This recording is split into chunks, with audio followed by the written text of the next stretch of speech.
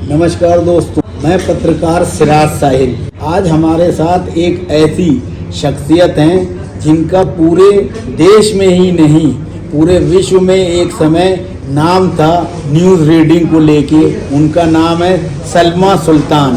दूरदर्शन के 66वें फाउंडेशन दिवस के अवसर पर चमन जी की लिखी पुस्तक दूरदर्शन डायरीज का विमोचन हुआ। गुलाम नबी आजाद साहब ने गोल्डन इरा को फिर से प्रतिस्थापित करने के लिए बहुत सारे सुझाव दिए। गोल्डन इरा में एक महत्वपूर्ण भूमिका निभाई थी न्यूज़ रीडिंग के क्षेत्र में सलमा सुल्तान जी ने। नमस्कार।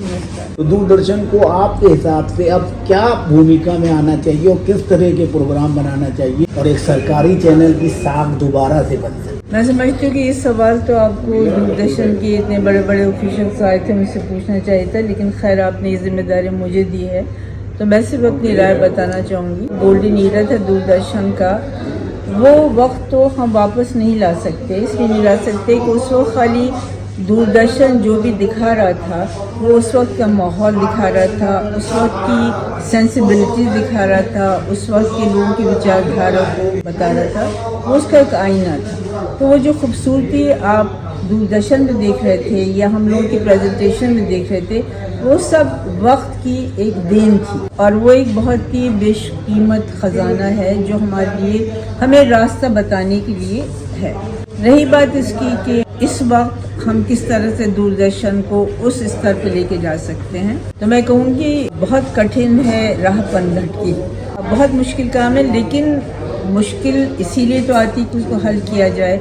इस पे जैसे गुलाम नबी आज़ाद साहब ने कहा कि जो दूसरी चैनल्स हैं उनके साथ कंपटीशन है। यहाँ मेरी राय थोड़ी सी मुख्तलिफ है। वो इसलिए है कि जो दूसरी चैनल्स आजकल दिखा रहे हैं वो हमारे सामने है, वो टीआरपी के लिए काम कर रहे हैं, वहाँ संस्कृति हमें दिखाई नहीं देती और वहाँ पर कृषि दर्शन दिखाना तो बहुत ही दूर की बात है। लेकिन जो करने की ज़रूरत है वो कि दूरदर्शन हमारा ज़्यादातर रिमोट एरिया में जाता है, हमारे ज़्यादातर छोटे शहरों में जा रहा है जहाँ पर अभी भी संस्कृति को संजो कर रखा गया है, उसको पसंद करते हैं। उनको टारगेट करना चाहिए, अपने प्रोग्राम की क्वालिटी को बढ़ाना है, क्योंकि देखिए बदलते के वक्त के साथ लोगों की मिजाज भी बदले हैं।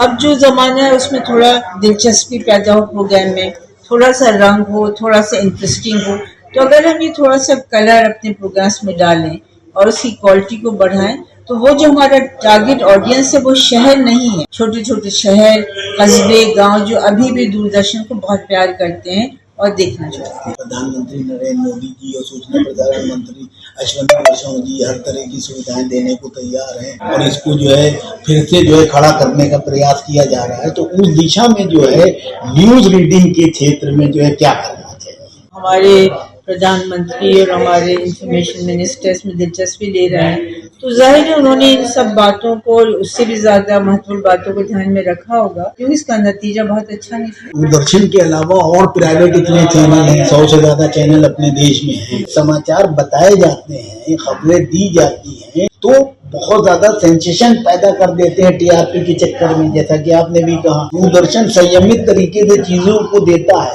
लेकिन वो ऑथेंटिसिटी जो है अभी बरकरार नहीं कर पाया है, वो विश्वास जो है जनता के बीच में नहीं आ पाया है। इसकी क्या वजह और इसके लिए क्या करना चाहिए? देखिए, विश्वास हमने कैसे कमाया, उसके जो भी रीजंस हैं उनको उस किताब को पढ़ लें। आजकल जो न्यूज़ की बात तवज्जो देना चाह रहे हैं तो वो समझ जाइए कि विश्वास कैसे पैदा किया जाता है। इसका मुख्तसर जवाब तो यही है। मेरा आशीर्वाद यंग लोगों के ये है कि आप बहुत टैलेंटेड हैं, बहुत मेहनती हैं, हमसे ज़्यादा एम्बिशियस आप हैं, हमसे ज़्यादा आप लोग मेहनत कर रहे हैं। तो मेरी ये दुआ कि खुदा करे जो फरमा रवाए वक्त हैं वो आपकी इस मेहनत को समझे और आपको सही रास्ता दिखाएं, जैसे कि हमको हमारे मेंटर्स ने दिखाया।